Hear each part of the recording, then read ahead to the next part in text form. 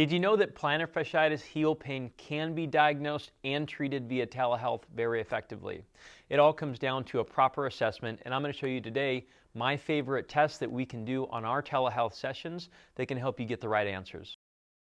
In this video, we're covering a simple assessment called a forward fold test that we can use for plantar fasciitis or reasons for it in telehealth scenarios. So as we know with telehealth, you have to look at movement as well as dictate what the person does a little bit better. So we can do something called a forward fold, and it's usually pretty indicative. So we usually have them go feet together and we have them lean forward. I have this stick just so I can do a little bit of balancer if I need it. So we're going to drift forward and not think too much of it.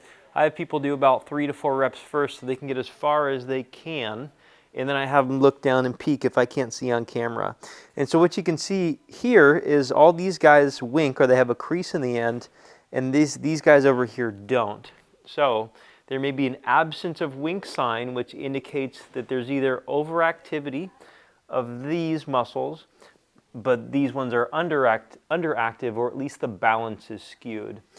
In this video, we're going to cover range of motion of the ankle to figure out if there's a relationship to having something like heel pain or plantar fasciitis. And so what we like to see is the range of motion the same on both sides? So I usually have them take a general standardized fist distance, because everyone's fists are a little bit different, and see if they can put their knee onto the stick or foam roller without lifting their heel up and without dodging out or in. So if they can touch that, we have them test the other side.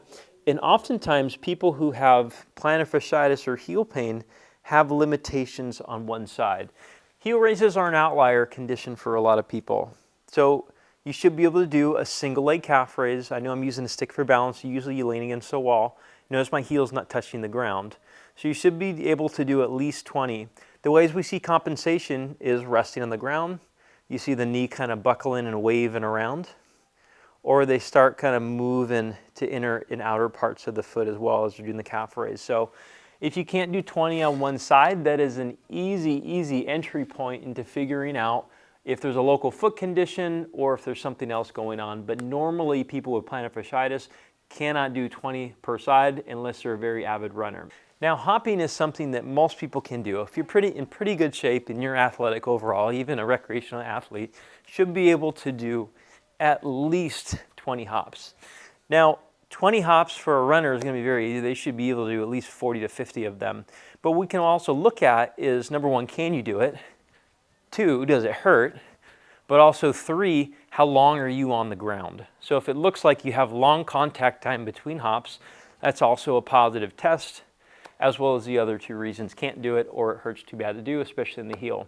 That would help us identify an easy entry point of how to manage someone with heel pain or plantar fasciitis.